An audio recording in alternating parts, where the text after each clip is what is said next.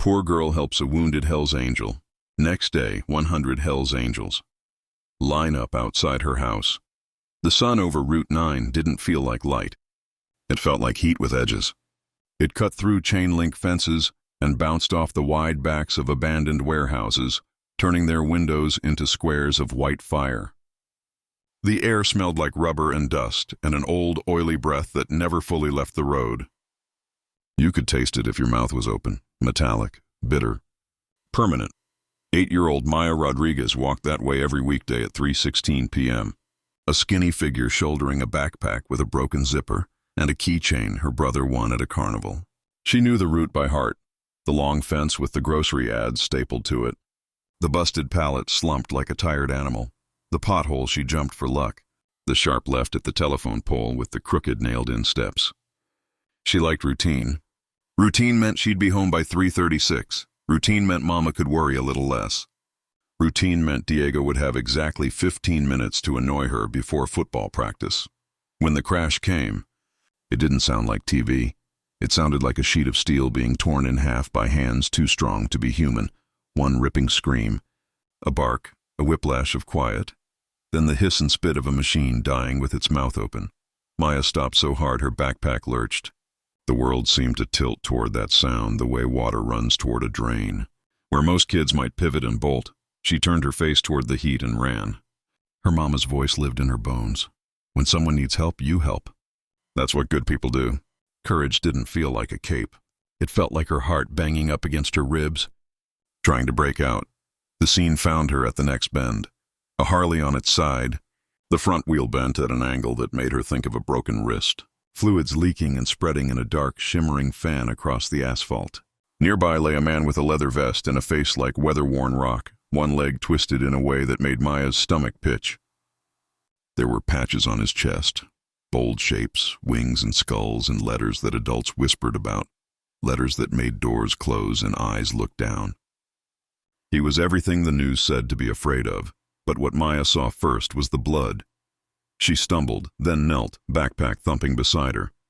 "Mister, don't move. You're bleeding real bad." Her voice wobbled but didn't break. The man's eyelids fluttered. The pupils underneath swam, tried to focus, failed, tried again. He looked like a person trying to wake from a nightmare only to discover the nightmare had hands. "Kid," he rasped. His breath sounded wrong, as if he was breathing around a stone lodged in his chest. "Run. Not safe here." Maya pressed her hands to his forehead where the blood seemed to be pouring from, hot and slick, the way a faucet keeps running even when you twist it shut. Her pink jacket, last year's birthday gift, went dark, the color running away from it.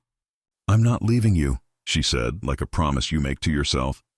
"If I leave, you'll die." The man blinked slowly as if pulling her face into a clearing. "What's a kid doing out here?" "Going home." She swallowed.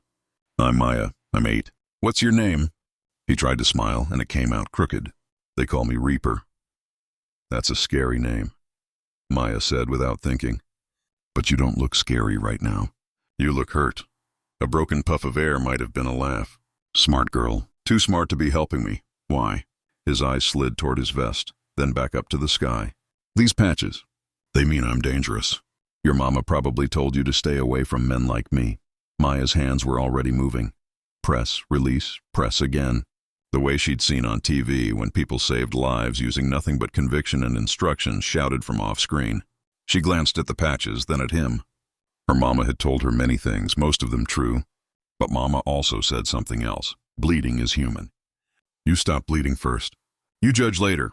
My mama says everybody deserves help when they're hurting," she said. "Even people who are scary when they're not hurt." His eyes changed, just a fraction, like a door cracking open to a room no one had cleaned in a long time. "Your mama raised you right." Her gaze darted over the dead-still road. No cars, no people. A phone booth 2 blocks away that might only be a sculpture now. Maya took a breath that tasted like pennies. "I'm going to get help," she said. "I need you to promise not to die while I'm gone. Can't promise?" He coughed. A red thread flecked his lips. "Yes, you can." She said it with a fear so bright it sounded like anger. "You have to promise." "I'm going to run really fast and call 911 and I'll come right back." "But you have to stay alive. Promise." A kid's voice, stern with belief, can be a strange kind of medicine. The man's focus sharpened. He lifted his hand, the one not trapped at his side, and held out his little finger. It was huge compared to hers, with a skull ring and a faded tattoo that looked like a storm. "Pinky promise," he whispered. "I'll try," her small finger hooked around his. It was the most serious contract she knew how to make. Then she yanked open her backpack, pulled out her homework folder, math on one side, spelling on the other, a cartoon dinosaur in the corner, and pressed it against his head. "Hold this. Press hard." She ran. The booth was a museum piece, graffiti fingering up its sides like ivy. The receiver hung loose, but when she lifted it with hands that shook like leaves, there was a dial tone, a long, clean line of sound that felt like someone saying, "I'm here." She misdialed once, then twice, swallowed the noise in her throat, and managed 911. 911, what's your emergency? "A man crashed his motorcycle," she blurted. "He's bleeding a lot and his leg is broken and he's by the old warehouses on Route 9 near Miller Street and you have to come now." "Okay, honey." "Stay calm. How old are you?" 8, but that doesn't matter." "He's dying." "Send an ambulance. We're sending help right now." "Are you safe? Is anyone with you?" "I'm alone and he's alone." "Please hurry." She dropped the receiver so hard it banged and swung and bit her wrist. Then she was running again, sneakers slapping cracked macadam, sun blazing off windshield shards sitting in the gutter like 1,000 tiny knives. When she reached the curve, her lungs were screaming. Even so, the breath left her for a different reason. The man was still conscious. He had her homework folder pressed to his head, the cartoon dinosaur now lost in a dark bloom. "You kept your promise," she said, tears she didn't have time for suddenly present and loud. "So far." His voice was thinner. "Good kid, brave kid." "I'm not brave," Maya said softly, pressing down again, counting in her head the way she did with jump rope. 1 Mississippi, 2 Mississippi. "I'm scared." "They'll be here," he rasped. "You did good," in case she hated the word. "What's your last name?" His eyes tried to focus. "They call me Reaper," he said again, as if the other name lived in a room he didn't always visit. He blinked hard. "Need to remember yours." "Thank you, proper, if I—" The cough came, and with it another bright dot of red. "You will," she said fiercely. "You promised. Sirens are not a sound. They are a transformation. The world becomes a corridor with a noise running down it." When the red trucks appeared, they broke the afternoon in half. Paramedics slid into the scene like a well-practiced dance, hands at angles, voices calm, an economy of motion that made it look simple and therefore made it feel possible. "Hey, sweetheart. Back up a bit." "She stays." The sudden iron in the man's jaw surprised everyone, including Maya. With effort, he tightened his fingers around her smaller ones. "She's my angel." The paramedics exchanged a glance. What could it hurt? One nodded. "Okay, Angel, stay by his shoulder." "We've got him. Cervical collar, IV line. Pressure bandage replacing a dinosaur. Splint on the leg that made Maya's throat close. Blood pressure cuff. A monitor blinking green as if it were a tiny heart learning how to be a light." "Name?" Silence. The medic looked to Maya. "Reaper," she said, trying it on like a word that might bite. "That's what he said." "Copy." "Reaper." The medic wrote it down without a question, as if the world had a place in it for names like storms. "On 3, 1, 2, 3. They lifted him onto the stretcher, the straps whispering into place. His face found her again as they rolled. "You okay?" he asked absurdly, as if he were the grown-up and this were a scrape on the schoolyard. "Are you?" "Better than I was." His fingers squeezed hers once before the medic eased them apart. "Already fixed me, kid. Already saved me." They slid the stretcher into the ambulance. The door thumped shut. The siren rose. The truck turned the bend and was a moving sound again. The world left behind was warm and very bright. In it stood a little girl with blood on her jacket and a math worksheet turning to mulch under a bandage, feeling for the first time the heavy, thrilling ache of having mattered. A police cruiser rolled up quietly as if the moment needed a softer entry. The officer who stepped out had the face of someone who had seen all sorts of endings and was trying to nudge this one toward the better kind. He crouched to make his eyes level with Maya's.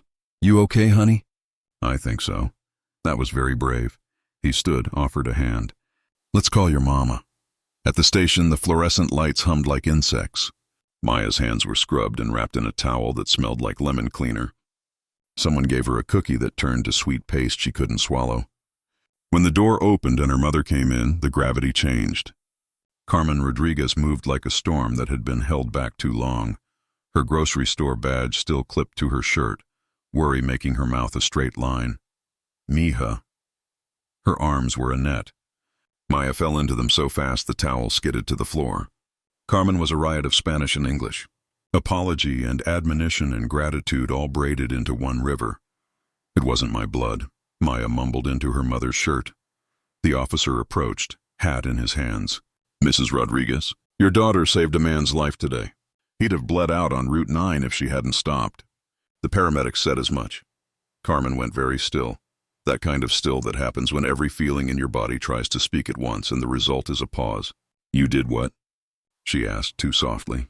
He was hurt, Mama, Maya said, looking up. Really hurt? I tell you to help, yes, Carmen said, and the volume of her voice rose like a pot forgotten on the stove. But I also tell you to be safe. Dios mío, what if the person who hit him came back? What if... The officer cleared his throat gently. Ma'am, I understand. I have a kid too. But the man your daughter helped is, well, he's the president of a local motorcycle club. Folks call him Reaper. He hesitated. The club with the, wings. Carmen's mouth opened then shut. Is tipo de club, she said carefully, as if the words might unspool into something sharp. She helped? One of those. He's a person, Maya said. And he was bleeding. The simplicity of that landed like a clean chord in a messy song. The officer nodded. The hospital called in. He's in surgery but stable. Before they sedated him, he wanted to make sure Maya, he used her name, was safe. Carmen looked at her daughter for a long second, then pulled her close again. You scared me, she whispered into Maya's hair. You also did the right thing. They rode home in the rattling Corolla with the AC losing its fight against the day. The TV in the living room murmured morning news that had wandered into afternoon. None of it seemed about them, even though this had been the biggest thing to happen to Maya since she'd learned to ride without training wheels. Carmen made her shower. She tried to salvage the pink jacket, scrubbing until her fingers went white and the fabric went lighter in places you don't want clothes to be lighter. At last she put it in the trash. She sat at the table, put her head in her hands, and breathed through a list of what-ifs. Mama, Maya said from the doorway, damp hair stringing down her cheeks, in pajamas that still had the tag square bump because they'd been a thrift store near miss. Are you mad? I am proud, Carmen said slowly, and her eyes were red, and scared, and proud again. She opened her arms and Maya climbed in, even though she was 8 and declared herself basically 9 at least twice a week. They stayed like that for a long time, mother and daughter in a small kitchen where the light came in like separate coins, cooling on the table in squares. Night was a room with a door that refused to close. Maya lay in bed and kept seeing Reaper's eyes, how they'd found her in a bright, broken place and steadied. She kept hearing the word he'd chosen for her, Angel. No one had called her that before. She was the girl who got B's and forgot to bring her library book back twice and sometimes left her markers uncapped. Angels were church things in windows and on Grandma's calendar. But today, for a breath, she'd been someone else's. The morning arrived without asking permission, loud like a brass band. Even so, it started normal. Scrambled eggs that stuck to the pan in 3 stubborn places, Diego complaining about math like it was a disease, the TV talking about traffic as if traffic were a culture. Then the sound came. It began as a rumor in the distance. A deep-bellied thunder like a storm rolling in from beneath the earth instead of across the sky. It grew and grew until the cabinets hummed and the silverware in the drawer whispered against itself. Diego reached the window first. Holy... He caught his mother's look mid-syllable. Holy moly. Carmen came to stand behind him, coffee sloshing. The color ran out of her face.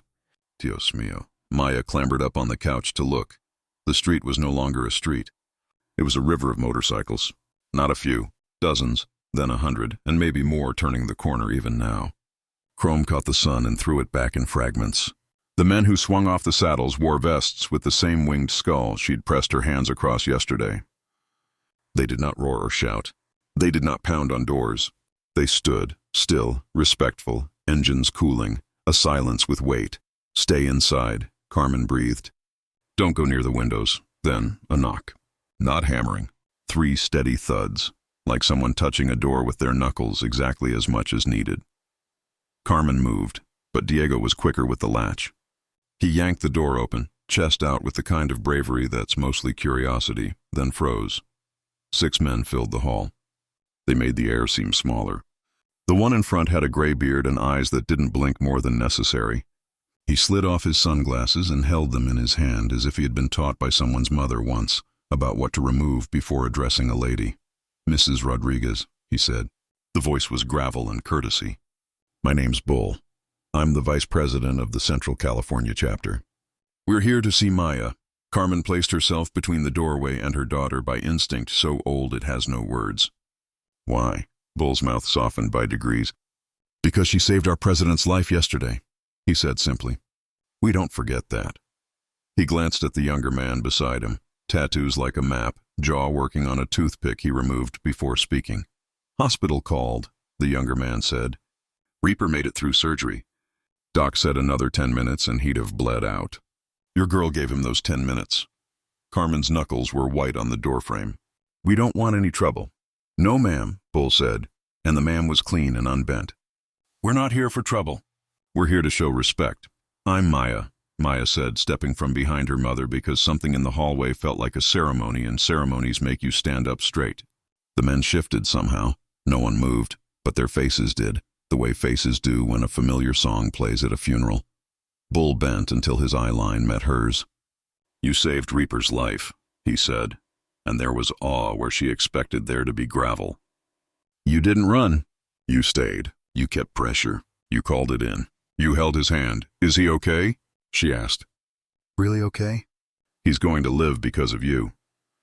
Bull reached into his vest and brought out something cupped like a small bird. It was a patch, silver thread shaped into a single wing, words stitched in red. "Little angel. Reaper wanted you to have this. Custom. Only one like it." "What does it mean?"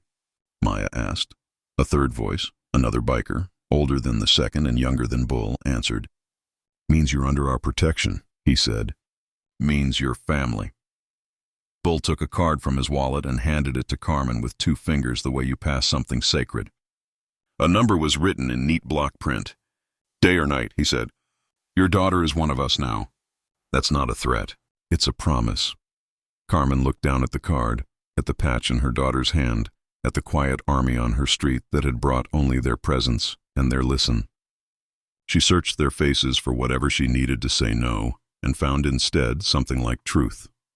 "Thank you," she said, and her voice shook but didn't break, "for letting us know he's okay for this. We'll be going," Bull said, and rose.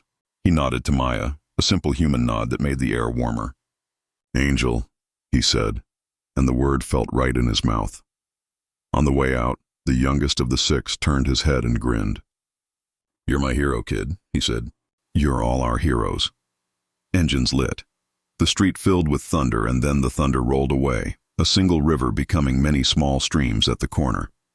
Neighbors filmed with shy hands and tried to look like they weren't, the way people do around miracles that don't know if they are miracles yet.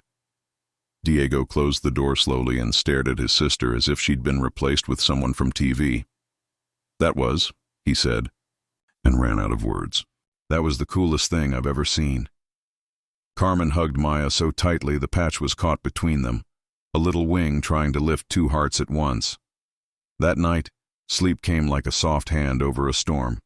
Maya dreamed of a road with no end, and a motorcycle kept safely in the lane, and a voice over the engine that said, "Not run, but stay," and she did, and the voice said, "Good."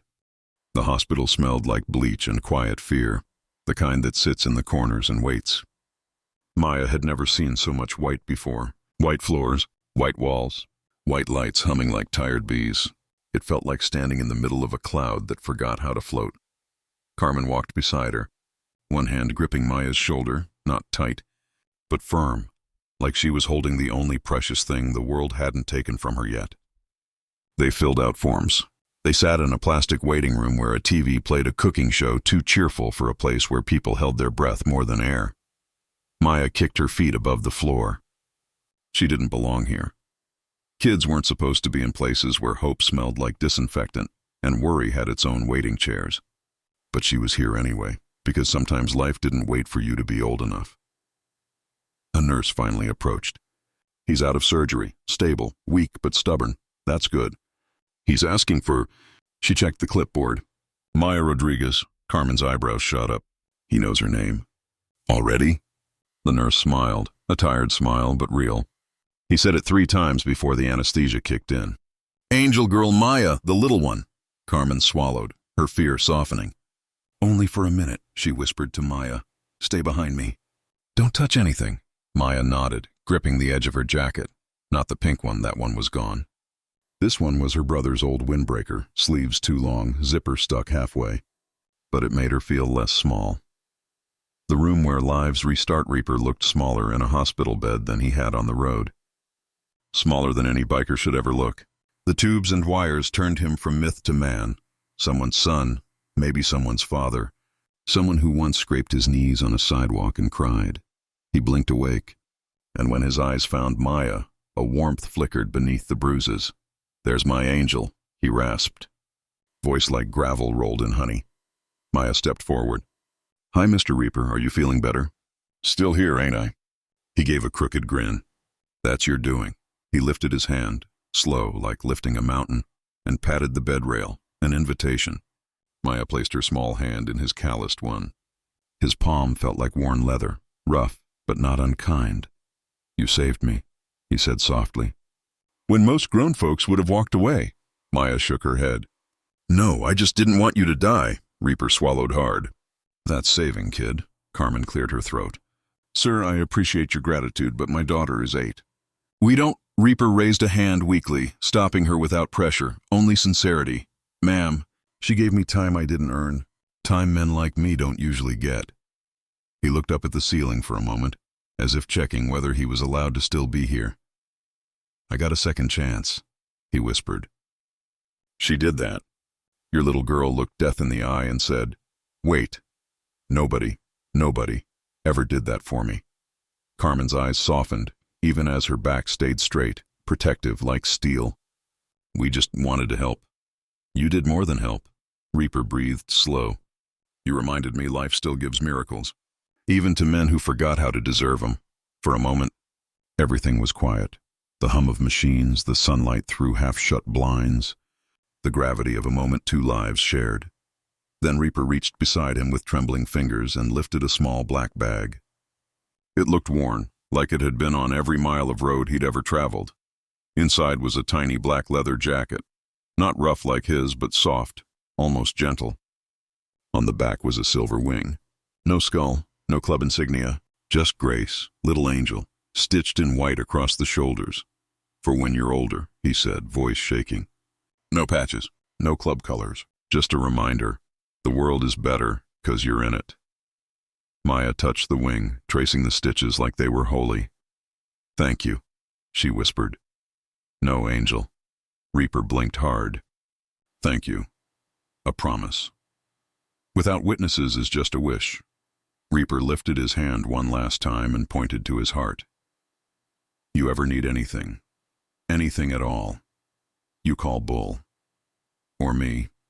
Once these bones remember how to behave, Carmen instinctively stepped forward. We don't want trouble. We don't want that life near her, Reaper nodded. Neither do I. He looked at Maya with a softness nobody would believe came from a man with his past. You showed me the kind of courage I forgot existed, he said. I ain't dragging you into nothing. I'm just telling you, there are 100 men in this world who owe you their respect now. He squeezed Maya's hand. Gentle, reverent. That's not a debt. That's an oath. Goodbyes that aren't really goodbyes. When they left the room, Carmen held Maya's hand too tightly, and Maya didn't mind. The world looked different, both bigger and safer, scarier and kinder. What you did, Carmen whispered in the hallway. Tears she didn't show falling anyway. I don't think I'll understand it for years. But I'm proud of you, Maya. Terrified, but proud. Maya leaned into her mother. He called me an angel, Mama. You are one, Carmen whispered. In the parking lot, the sun hit the world in gold, like everything was forgiven for a moment. Maya glanced back at the hospital windows. Not all angels wear wings. Some wear school backpacks and carry homework folders into battle. Some walk home like ordinary kids and the world never looks ordinary again. Morning in the Rodriguez apartment usually came gently. The smell of coffee, shoes tumbling in the dryer, Diego yelling about losing one sock again. But on this morning arrived riding thunder. It started as a tremor, like a giant clearing its throat somewhere far away. Then the windows buzzed. Then the ground hummed. Maya sat at the kitchen table, spooning cereal, staring at her little black leather jacket hanging on a chair like a secret. She'd touched the silver wing 3 times already that morning, just to make sure it was real. The rumble grew louder, deeper, heavier. Not a car, not even a truck. No, 100 engines roaring as one. "Diego," Maya whispered. "I hear it." He breathed, eyes wide. Carmen froze mid-coffee pour, the way parents freeze when they sense fate before they see it. Then came a shout from outside, not angry, surprised. Neighbors rushed to balconies. Dogs started barking. Someone dropped a mug by the window and didn't bother to pick it up. Then, throttle cuts. Silence. A silence that felt aware. Carmen swallowed, set the cup down like it might explode, and walked to the window. What she saw made her cross herself out of instinct. Motorcycles. So many motorcycles lined across the street in perfect discipline, chrome catching sunrise, black leather glinting like armor. Not noisy, not reckless. Still, waiting. Hell's Angels. Again. Except this time, they weren't here in emergency or grief. They were here in tribute. A knock that felt like respect. This time Carmen didn't let Diego open the door first. She took a breath and pulled it open. Bull stood there again, but now he wasn't just a biker. He was a messenger, a man who carried weight in the way only people who've lived through storms do. Beside him stood another row of patched vests, faces solemn, proud, and behind them, neighbors watching, phones out, the whole block holding its breath. "Morning, ma'am," Bull said, touching the brim of his glasses in respect. "We came to deliver news." Carmen's hand hovered near Maya's shoulder. "Is Reaper?" "He's awake," Bull said, and relief softened everyone's posture at once. "And he asked for her first thing." The men parted like a respectful tide, making space. And then someone stepped forward. Not a biker. A gentle-faced nurse still in scrubs, holding a clipboard. She smiled softly at Maya. "Honey, the hospital asked me to bring this to you." It was a certificate, wrapped in a simple Navy folder. On the front, Courage Citation. Kern County Medical Department awarded to Maya Rodriguez. For bravery beyond her years in saving a life. Carmen brought a hand to her mouth, tears filling her eyes. The nurse knelt to Maya's height. "Sweetheart, you didn't just help. You saved him. The doctors want you to know that." Maya blinked. "I just didn't want him to die." The nurse's voice cracked. "That's what makes real heroes, sweetheart." The patch ceremony Bull motioned, and another biker stepped forward.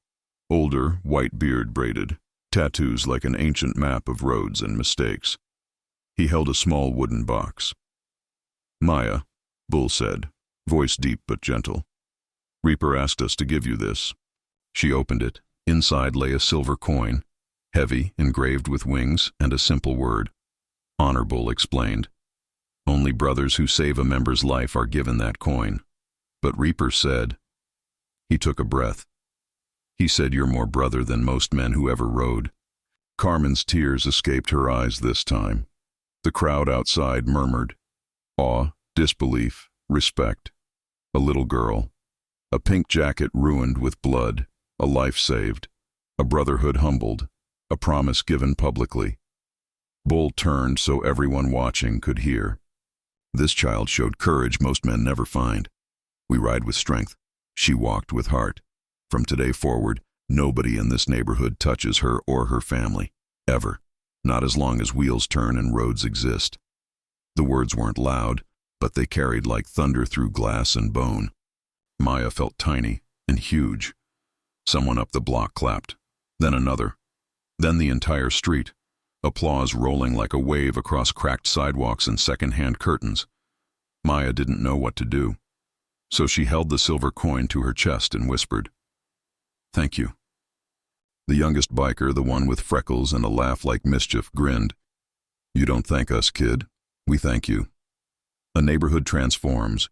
After they rode away, quietly, respectfully, like thunder learning to whisper. Life didn't go back to normal. It went forward. Teachers whispered. Neighbors smiled. Kids at school stared like she'd touched lightning and lived. Her teacher asked her to tell the class what happened. Maya stood up and said only, "Sometimes being scared isn't a reason to run. Sometimes it's a reason to stay." Her classmates didn't laugh. They didn't whisper. They listened, truly listened, like someone had moved the world forward one tiny inch and everyone sensed it.